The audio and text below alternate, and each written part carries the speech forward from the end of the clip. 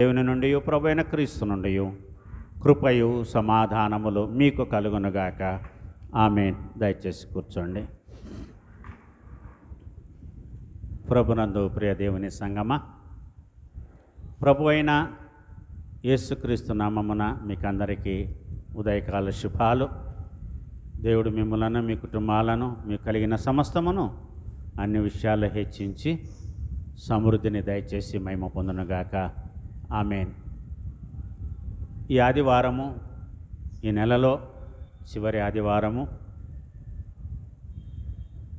త్రిత్వం తర్వాతి చివరి ఆదివారము కూడా.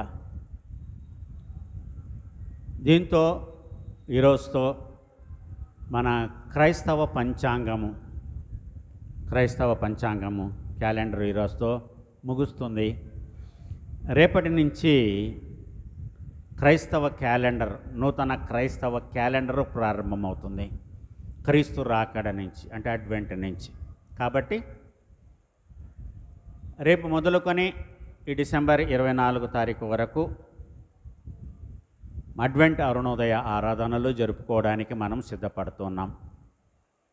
ఈ సందర్భంగా ఈ త్రిత్వం తర్వాతి చివరి ఆదివారం కొరకు చదువుబడిన పరిశుద్ధ లేఖనాలను మనము గమనిస్తే, పాత నిబంధన వాక్యము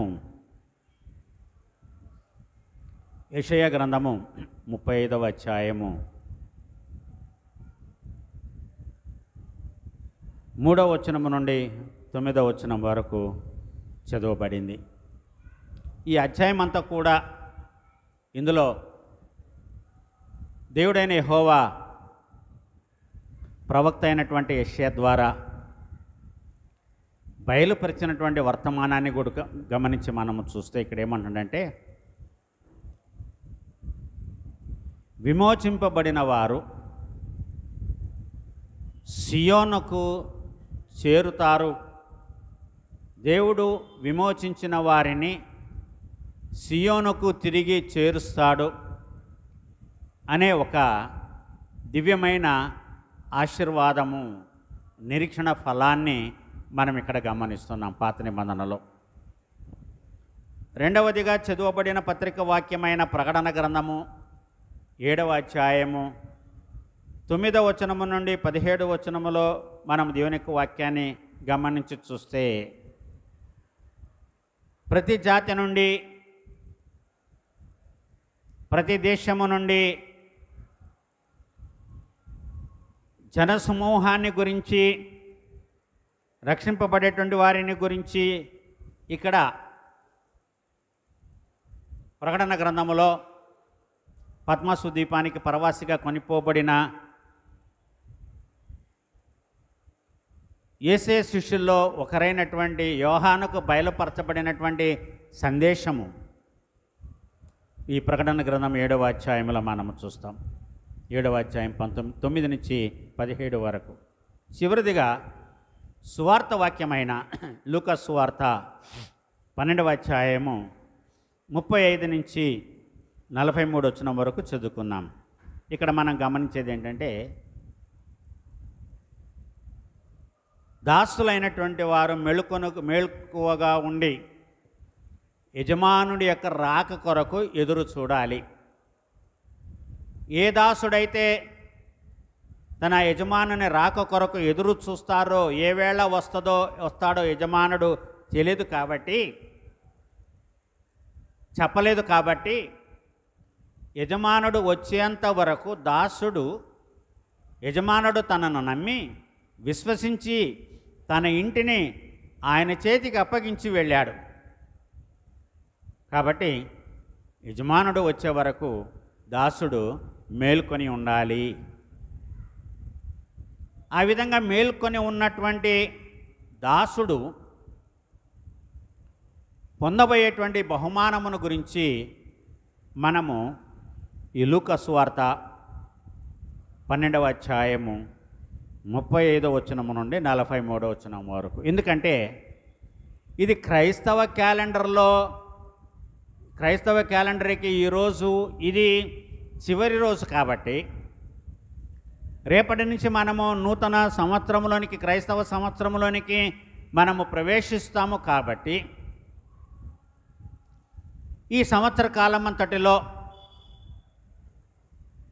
మనము మన జీవితాల్లో, మన కుటుంబాల్లో, మన పల్లెలో, గ్రామంలో, పట్టణంలో, జిల్లాలో, రాష్ట్రంలో, దేశంలో, ప్రపంచంలో చాలా సంఘటనల గురించి మనం విన్నాం. కొన్ని చూసాము. చాలా సంఘటనల గురించి మనం విన్నాము. వాటిలో ప్రధానమైనవి యుద్ధాలు. రష్యా ఉక్రెయిన్ యుద్ధము ఇప్పటికీ కూడా ఇంకా కొనసాగుతూనే ఉంది. ఇస్రాయేలు ఇరాన్ దేశముల మీద మరొక యుద్ధము జరుగుతూనే ఉంది. రెండవది అల్లకల్లోలాలు, తుఫానులు, వరదలు. మూడవది భూకంపం. తక్కువగా విన్నాం మనం సంవత్సరంలో. ఎక్కువగా యుద్ధాల గురించి, వరదల గురించి మనం వింటూనే ఉన్నాం. రోగాల్లో చనిపోయినటువంటి వారు, అకస్మాత్తుగా ప్రాణమును కోల్పోయినటువంటి వారు, అనారోగ్యము పాలైనటువంటి వారు, జీవితాల్లో నిరాశ నిస్పృహలు ఎదుర్కొన్నటువంటి వారు, రుచి చూచినటువంటి వారు. రేపటి నుంచి దేవుడు మనను మరొక నూతన క్రైస్తవ సంవత్సరంలోనికి నడిపిస్తూ ఉన్నాడు. కాబట్టి ఒక ఆశ, కోరిక. సంవత్సరం మధ్యలో ఏ విధంగా జరిగినా సంవత్సరం ఎండింగ్ అనేది శుభప్రదంగా ఉండాలి. ప్రతి కథకు ముగింపు శుభప్రదంగా ఉండాలి. అందుకనే శుభం అనే మాట వేస్తారు. మీకు అందరికీ తెలుసు, శుభం అనే మాట ఎప్పుడు వేస్తారు. సో ప్రతి ముగింపు చివర క్లైమాక్స్ అనేది ఏ విధంగా ఉంటుందంటే సంతోషంగా ముగియాలి, దుఃఖంతో ముగిసిపోకూడదు. ఆ నిరీక్షణ ఫలాన్నే, ఆ ముగింపునే దేవుడు రాబో కాలములో మనకు ఆయన దయచేసేటువంటి వరప్రసాదాల విషయంలో మరి చదువుకున్నటువంటి ఈ యెషయా గ్రంథము 35వ అధ్యాయము 3వ వచనము నుండి 9వ వచనముల లేఖనముల సారాంశము. ప్రతి మనిషిని కృంగదీసేది మనస్సు, హృదయము. ప్రతి మనిషి హృదయానికి గాయం అనేది తగులుతుంది, నొప్పి అనేది తగులుతుంది. కాబట్టి ఇక్కడ మానసిక ఒత్తిళ్లకు లోనవుతున్నటువంటి ప్రజలు ఉన్నారు. సుకుమారంగా జీవించి చిన్న దెబ్బ అయినా తట్టుకోలేక తల్లడిల్లిపోయేటువంటి వారు ఉన్నారు. ఈ విధంగా జీవితంలో మంచి కొరకు ఎదురు చూసి నష్టపోయి నిరాశ నిస్పృహల్లో ఉన్నటువంటి వారికి దేవుడు ఇస్తున్నటువంటి అభయాన్ని మనం ఇక్కడ గమనించి చూస్తే ఏమంటున్నాడంటే, యెహోవా దేవుడు సడలిన చేతులను బలపరచుడి, తొట్రిల్లు మోకాళ్ళను దృఢపరచుడి, చంచల హృదయాలతో ఇట్లన్నుడి. సో మనిషిని బలహీనపరిచేటువంటి 3 రోగాలను గురించి ఇక్కడ మాట్లాడుతూ ఉన్నాడు. సడలిన చేతులు, తొట్రిల్లు మోకాలు, చంచల హృదయము. సో చేతులు, కాళ్ళు బలంగా లేకపోతే, హృదయము బలంగా లేకపోతే మనిషి దేనితో సమానమండి? బెతస్దా కోనేటి దగ్గర పడి ఉన్నటువంటి వ్యక్తితో సమానం. బెతస్దా కోనేటి దగ్గర ఉన్నటువంటి జీవితము ముగింపు ఏ విధంగా సాగింది? శుభప్రదంగా సాగింది. ఆయన నిరీక్షణకు, ఆయన ఇంతకాలము ఎదురు చూచినందుకు ఆయనకు మేలే జరిగింది, కానీ కీడు జరగలేదు. అలాగే నిజమైన దేవుణ్ణి ఎరిగినటువంటి మనము నిజమైన దేవునికి బిడ్డలుగా మనల్ని మనము అప్పగించుకున్నాము కాబట్టి ఇప్పటి కాలంలో ఎన్ని శ్రమలు మనకొచ్చినా, ఎన్ని శోధనలు మనకొచ్చినా, ఎన్ని ఆటంకాలు మనకొచ్చినా మన ముగింపు గొప్పగా ఉంటుంది అని దేవుడు ఒక వాగ్దానాన్ని ఆయన ప్రవక్త ద్వారా తెలియచేస్తున్నాడు. మనం ఇక్కడ గమనించాలి. చూడండి, యోబు గ్రంథము 19వ అధ్యాయము 7వ వచనము నుంచి 27 వచనాలు, ఇవన్నీ కూడా చదవడము చాలా కష్టం. యోబు గ్రంథము 19వ అధ్యాయము 7 నుంచి 27 వచనాలు చదవడం మనకు చాలా కష్టం. ఎందుకంటే ఇక్కడ యోబు జీవితంలో ఆయన ఎదుర్కొన్నటువంటి సమస్యలను గురించి మాట్లాడుతూ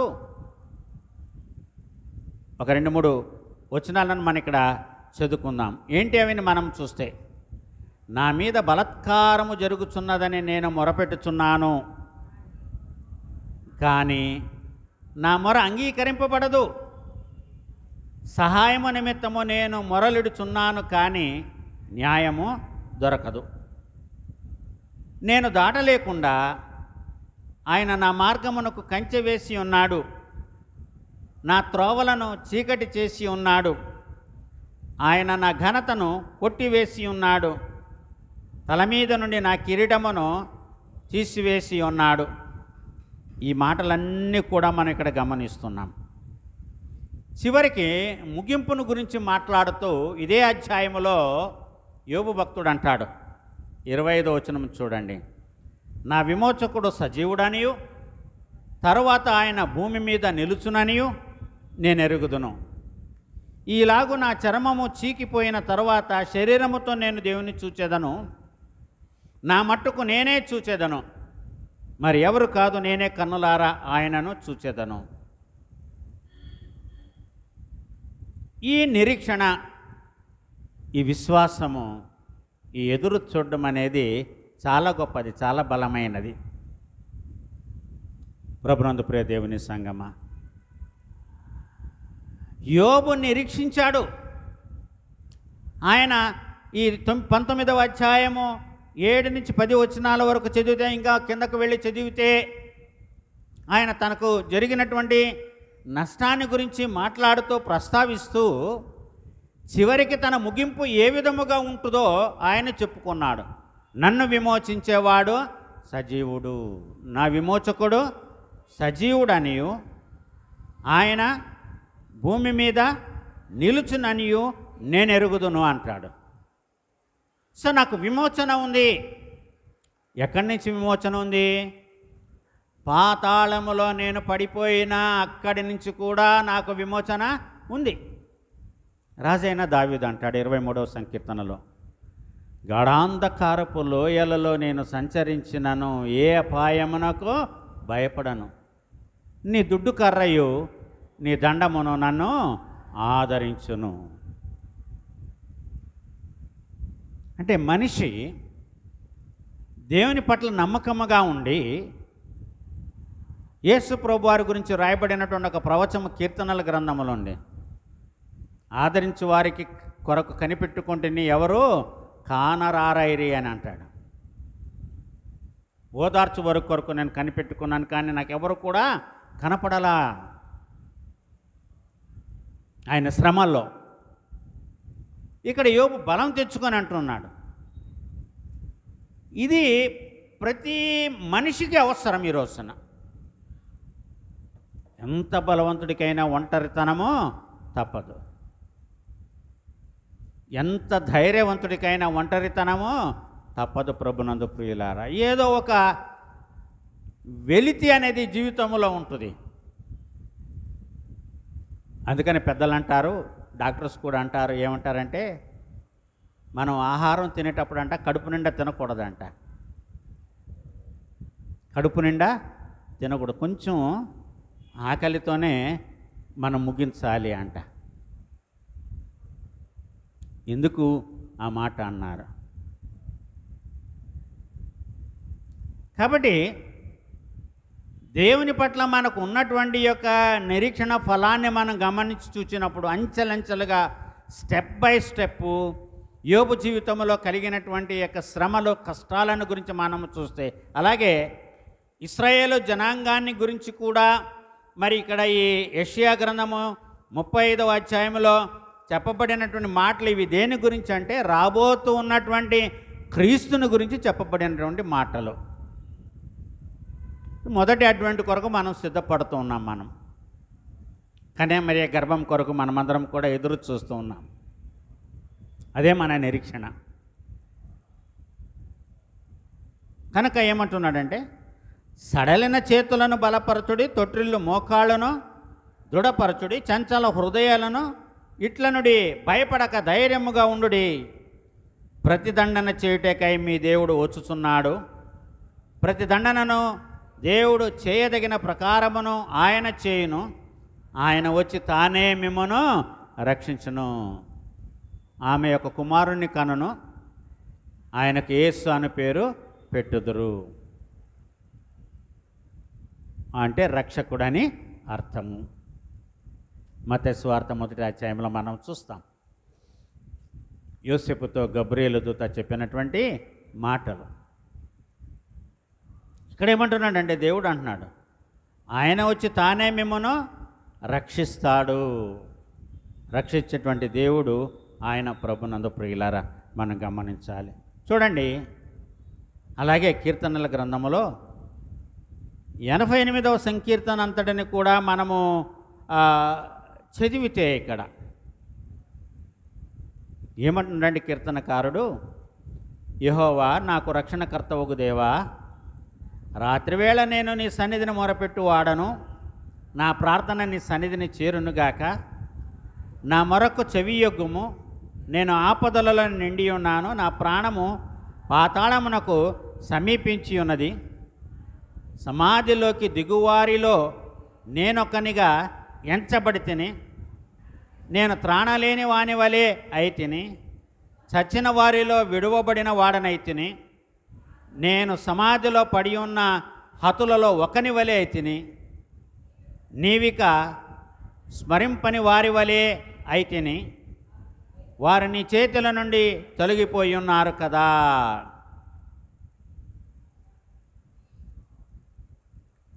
కొరహు కుమారులు రచించినటువంటి ఈ యొక్క 88వ సంకీర్తనలో కూడా నరుల యొక్క జీవితం ఈ లోకములో యుద్ధకాలము వంటిది కాదా అని అంటాడు యోబు. 7వ అధ్యాయము 1వ వచనం, నరుల కాలము భూమి మీద యుద్ధకాలము వంటిది కాదా. అంతా ఏంటంటే నరుడు సెల్ఫ్ డిఫెన్సే చేసుకోవాలంట, తను తాను రక్షించుకోవాలంట, తను తాను కాపాడుకోవాలి అంట. సెల్ఫ్ డిఫెన్స్కి మనల్ని మనం రక్షించుకోవడానికి ఈ లోకంలో కొన్ని మార్షల్ ఆర్ట్స్ నేర్చుకోవాలి. ఏంటి ఆ మార్షల్ ఆర్ట్స్? కరాటేనో జూడోనో ఇంకొకటో నేర్చుకొని ప్రాణరక్షణ కొరకు, ఎదుటి వ్యక్తిని గాయపరచడానికి కాదు, హాని చేయడానికి కాదు, మనల్ని మనం రక్షించుకోవడం కోసము కొన్ని మార్షల్ ఆర్ట్స్ కావాలి ఈ రోజున. అందుకనే ప్రత్యేకంగా ఆడపిల్లలకు, స్కూల్కి వెళ్ళేటువంటి పిల్లలకు, కాలేజీలకు వెళ్ళేటువంటి పిల్లలకు మార్షల్ ఆర్ట్స్ నేర్పుతారు. చైనాలో ఎక్సర్సైజ్లో వాళ్ళ స్కూల్ సిలబస్లో ఇది ఒకటి ప్రధానమైనది, మార్షల్ ఆర్ట్స్. Self defence. మరి అపవాదిని మనము గెలవాలి అనంటే, మనల్ని పాపములో నెట్టివేసి పాపములో పడవేసేటువంటి అపవాదిని మనము గెలవాలి అంటే ఏ మార్షల్ ఆర్ట్స్ మనం నేర్చుకోవాలి, ఏ ఆయుధాలను మనము ధరించుకోవాలి? క్రైస్తవుడు ధరించుకోవాల్సింది కంటికి కనపడేటువంటి ఆయుధాలు కాదు.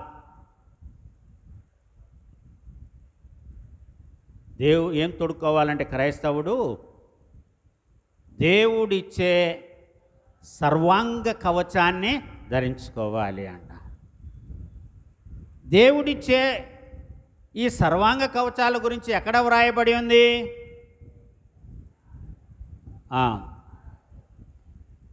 పౌలు ఎఫెసీయులకు రాసిన పత్రిక 6వ అధ్యాయము మనం గమనిస్తే ఇక్కడ 10వ వచనం నుంచి చూస్తే దేవుడిచ్చే సర్వాంగ కవచాన్ని గురించి అపోస్తలుడైనటువంటి పౌలు ఇక్కడ చెప్పాడు. ప్రభు యొక్క మహాశక్తిని బట్టి ఆయన యందు బలవంతులయుండుడి, మీరు అపవాది తంత్రములను ఎదిరించుటకు శక్తిమత్తులగునట్లు దేవుడిచ్చు సర్వాంగ కవచనమును మీరు ధరించుకొనుడి. ఏలైనగా మనము పోరాడునది శరీరాలతో కాదు, ప్రధానులతోనూ అధికారులతోనూ ప్రస్తుత అంధకార సంబంధులకు లోకనాథులతోనూ ఆకాశ మండలమందున్న దురాత్మల సమూహములతోనూ మనము పోరాడుచున్నాము. This is our fight. అందుకని పౌలు ఏమన్నాడంటే, మంచి పోరాటము పోరాడి తిని, నా పరుగు కడముట్టించి తిని, విశ్వాసము కాపాడుకొంటిని, ఇంకా నా కొరకు నీతి కిరీటము ఉంచబడి ఉన్నది.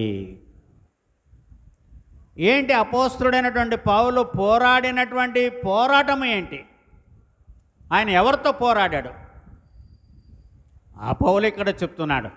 మనం ఎవరెవరితో పోరాడుతున్నామో ఈ ఎఫెసీయులకు రాసిన పత్రిక 6వ అధ్యాయంలో ఆయన అనుకుంటున్నాడు. మనం పోరాడున్నది శరీరులతో కాదు, ప్రధానులతో, అధికారులతో, ప్రస్తుత అంధకార సంబంధులకు లోకనాథులతోనూ ఆకాశ మండలముందున్న దురాత్మల సమూహములతోనూ మనము పోరాడుచున్నాము.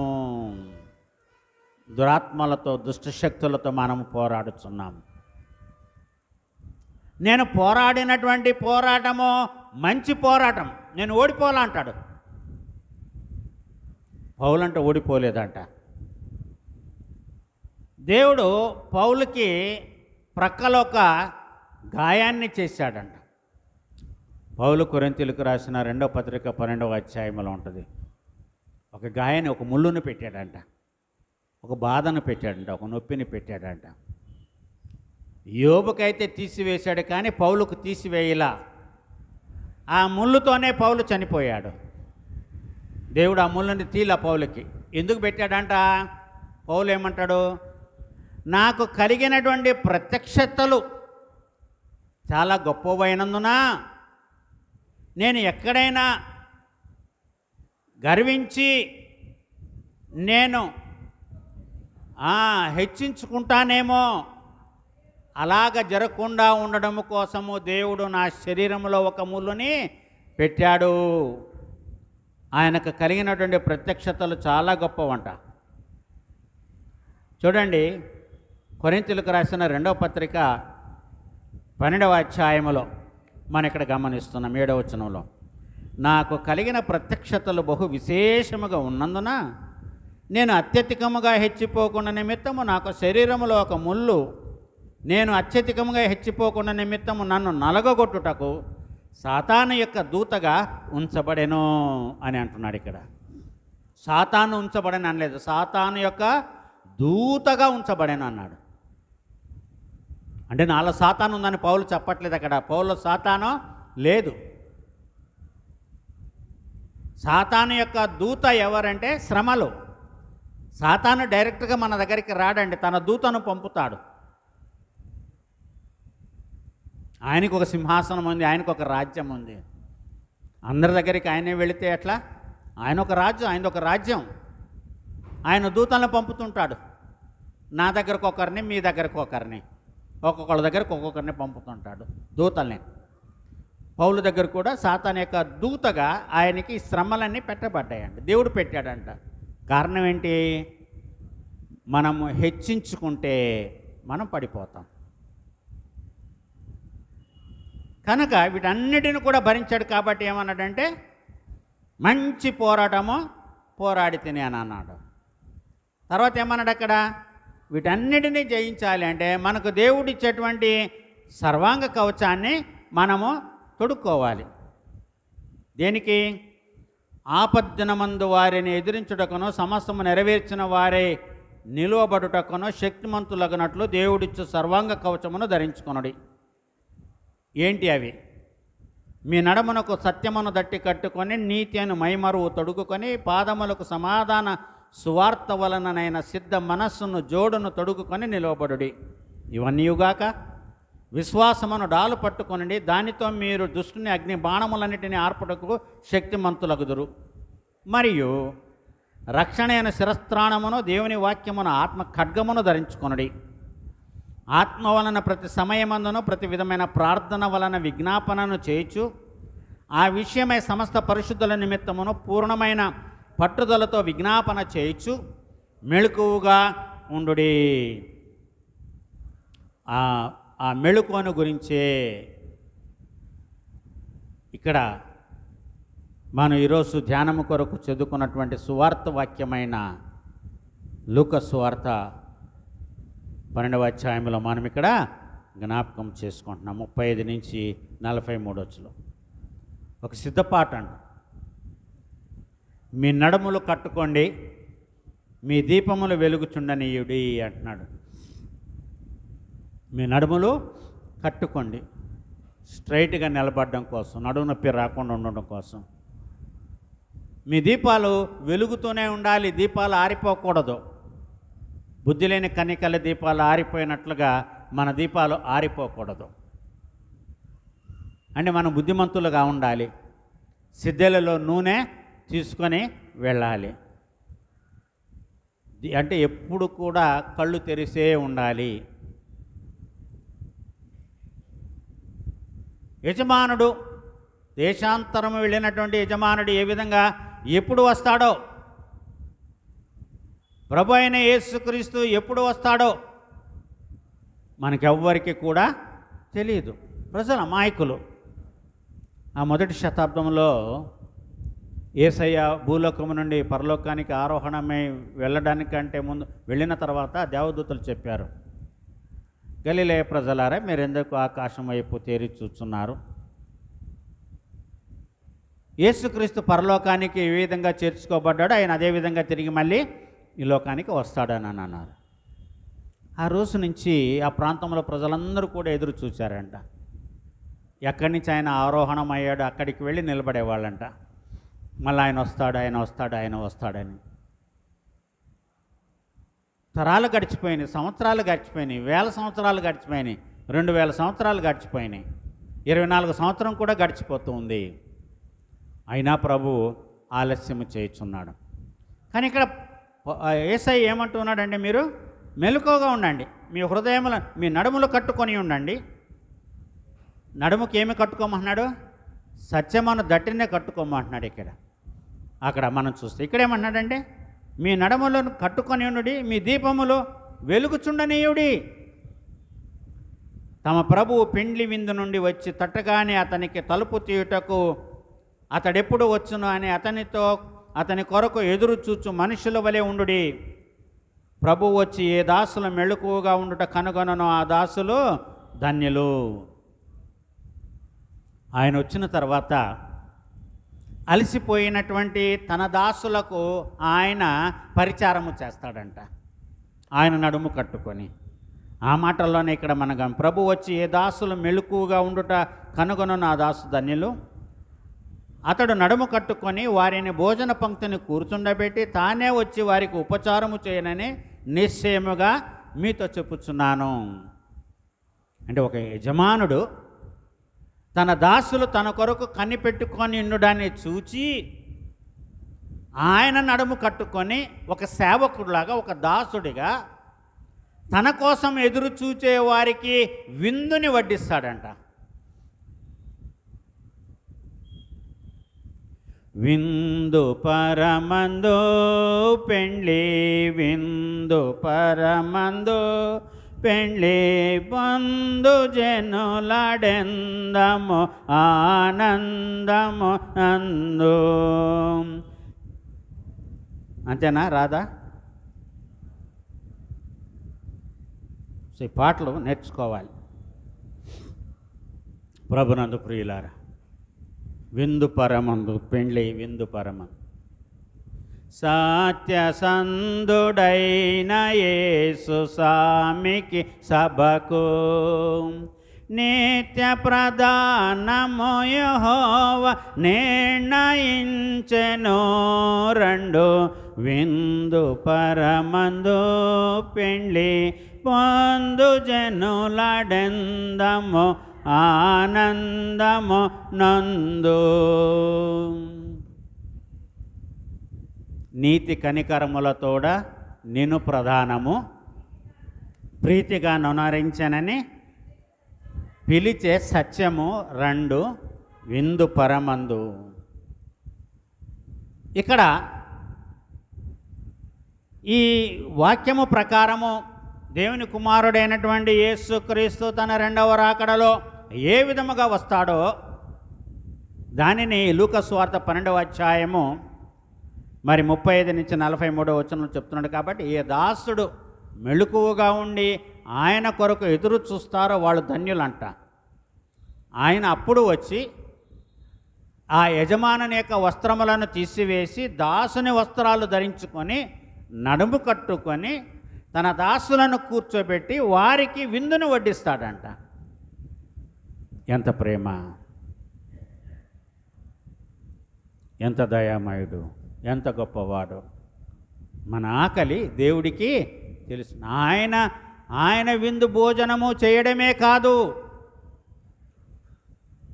మనకు కూడా విందులో మనల్ని కూడా ఆయన పాలి భాగస్తులుగా చేస్తాడు ప్రభునందు ప్రియులారా. కాబట్టి ఈ చివరి రోజైన ఈరోజు ఈ త్రిత్వం తర్వాత చివరి ఆదివారంలో ఉన్నటువంటి మనం ఇక్కడ గమనించి చూస్తే, కానీ ఒకటండి, ఎప్పుడు వస్తాడో తెలియదు, ఏ జామున వస్తాడో తెలియదు. వస్తాడు నిజము, ఎదురు చూడాలి. మన వంతు, మన బాధ్యత, నమ్మకము ఉంటే. మనము సోమరులమై మనం కనుక నిద్రపోతే ఏ విధంగా బుద్ధి లేని కన్యకలు లోపలికి వెళ్లకుండా బయట ఉండిపోయారో మన పరిస్థితి కూడా ఆ విధంగానే ఉంటుంది.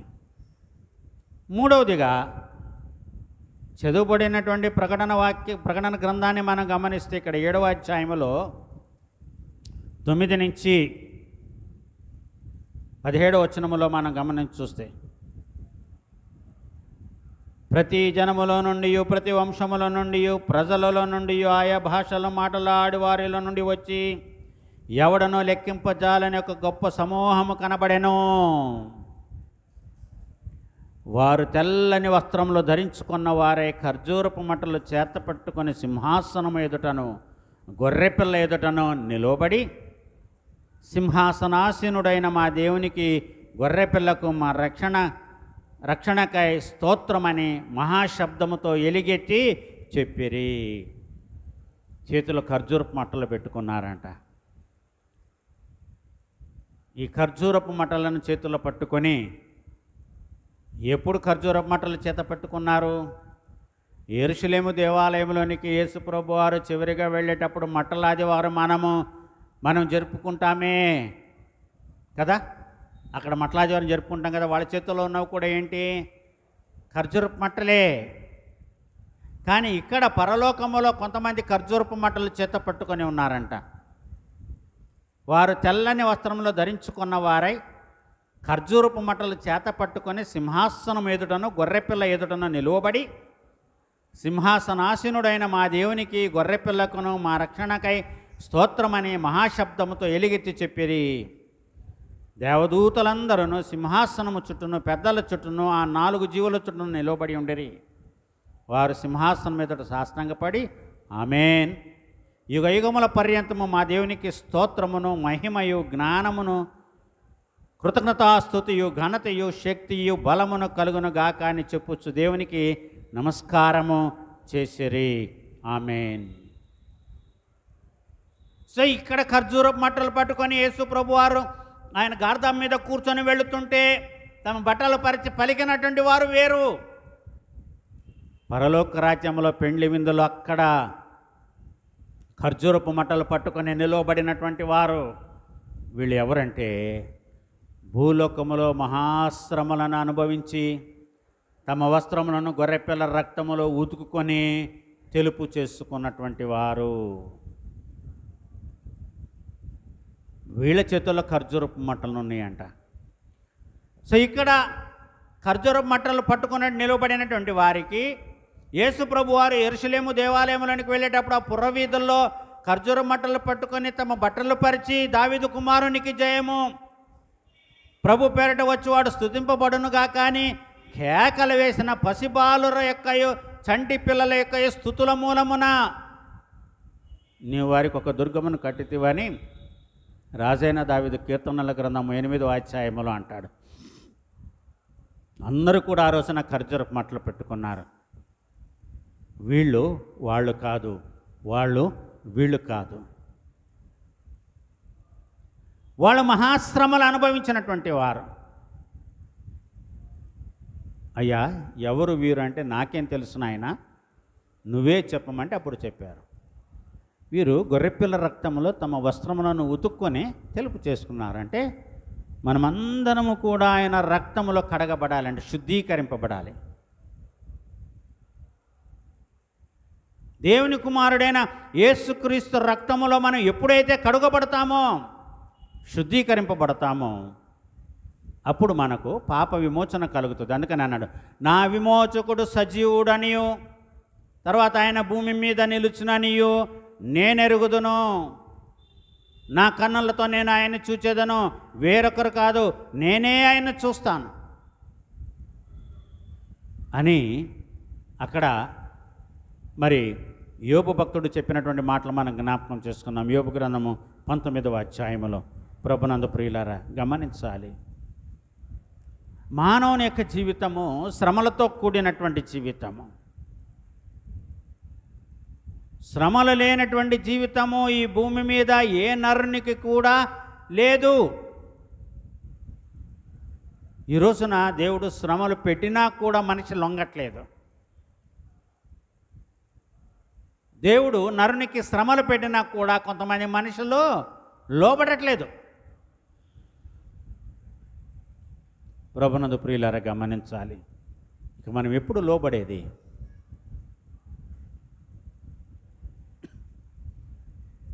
ఒకసారి గొర్రెపిల్ల బలిదానం అయిపోయింది, మళ్ళీ రెండోసారి గొర్రెపిల్ల బలిదానం అంటూ ఉండదు. ఆ విషయాన్ని గురించే పౌలు హెబ్రీలకు రాసినటువంటి పత్రికలో అంటాడు, ఒకసారి వెలిగింపబడి పరలోక సంబంధమైన వరమును రుచి చూచి పరిశుద్ధాత్మలో పాలివారై దేవుని దివ్యవాక్యమును రాబో యుగ సంబంధమైన శక్తుల ప్రభావమును అనుభవించిన తర్వాత తప్పిపోయిన వారు అని అంటాడు. తప్పిపోయిన కుమారుడు తిరిగి వచ్చాడు. తెలియక తప్పిపోతే ఒకసారి తప్పిపోవాలి, తిరిగి రావాలి. తిరిగి వచ్చిన తర్వాత మళ్ళీ తప్పిపోకూడదు.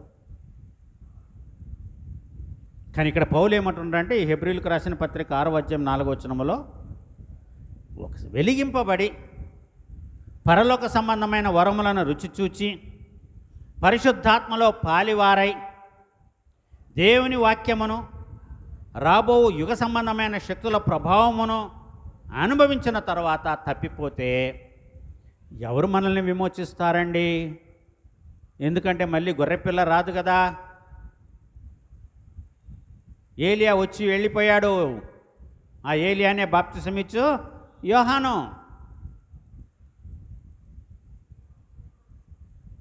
మోషే కూడా వచ్చి వెళ్ళాడు. ఆత్మస్వరూపులుగా యేసు ప్రభు వారికి కనపడ్డారు. ఆ రాత్రి వేళ రూపాంతరపు సన్నివేశంలో మళ్ళీ ఉండదు. కాబట్టి గొర్రెపిల్ల బలిదానము మళ్ళీ ఉండదు.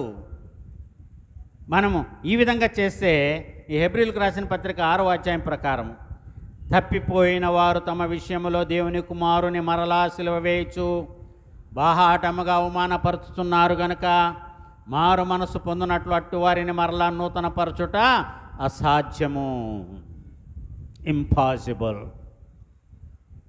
వారిని ఎవ్వరు కూడా బాగు చేయలేరు. ఎందుకంటే రెండవసారి కన్యమనే గర్భము లేదు, శిశు పుట్టుక లేదు. లోకపాపమును మోసుకొని పోయే దేవుని గొర్రెపిల్ల అని చెప్పడానికి బాప్తిసమిచ్చి యోహాను రాడు.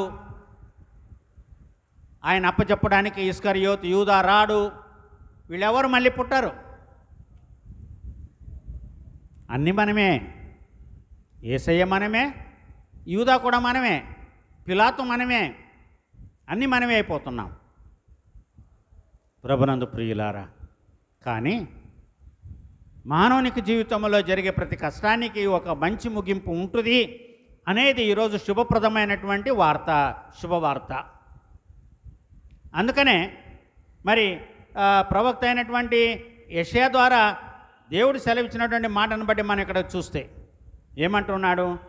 గుడ్డివారి కన్నులు తెరవబడును, చెవిటివారి చెవులు విప్పబడును, కుంటివాడు దుప్పివలే గంతులు వేయును, మూగవాని నాలుక పాడను, అరణ్యములో నీళ్లు ఉబుకును, అడవిలో కాలువలు పారును, ఎండమావులు మడుగులగును, ఎండిన భూమిలో నీటి బుగ్గలు పుట్టును, నక్కలు పండుకొనిన వాటి ఉనికి పట్టులో జమ్ము తుంగగడ్డియు మేతయు పుట్టును. అక్కడ దారిగానున్న రాజమార్గము ఏర్పడును, అది పరిశుద్ధ మార్గం అనబడును, అది మార్గమును పోవు వారికి ఏర్పరచబడును. 3 లైన్లలో దానిలో నడుచుచు త్రోవను తప్పకయుందరు. చూసారా? ఇవన్నీ ఎవరిని గురించి వ్రాయబడ్డాయి? మనల్ని గురించే. దేవుని యందు విశ్వాసముని గురించి, క్రీస్తు మొదటి రాకడలో ఇవన్నీ కూడా జరిగిపోయినాయి. అటువంటి ఆయన్నే మనము సిలువ వేసి చంపాము. మళ్ళీ ఆయన రెండవ రాకడ కొరకు మనం ఎదురు చూస్తున్నాం. ఎందుకంటే ఆయన చెప్పాడంటే, మళ్ళీ నేను వస్తాను. మనల్ని విమోచించిన దేవుడు, మనల్ని రక్షించిన దేవుడు, మనలను కాపాడిన దేవుడు. ప్రభునందు ప్రియులారా, ఆయన గొర్రెపిల్లగా రాబోతున్నాడు, పెండ్లి కుమారుడుగా రాబోతున్నాడు. విందు ముగించుకొని ఆయన రాబోతున్నాడు దేవుడు. మనము మెళుకువగా ఉండాలి. మెళుకువగా ఉంటే మనకు శ్రమకు తగిన ప్రతిఫలం ఏంటంటే, ఆయన తన నడుము కట్టుకొని మనలను డైనింగ్ టేబుల్ మీద కూర్చోబెట్టి మనకు వివాహపు విందు భోజుని ఆయన చేతులతో ఆయనే వడ్డిస్తాడు. ఇది ఆశీర్వాదం, ఇది గొప్ప నిరీక్షణ. దైవకృప మనకందరికీ తోడుగా ఉండునుగాక. ఆమేన్. సమస్త జ్ఞానమునకు మించిన దేవునికి సమాధానము యేసుక్రీస్తు వలన మీ హృదయములకు మీ తలంపులకు కావలి ఉండునుగాక. ఆమేన్.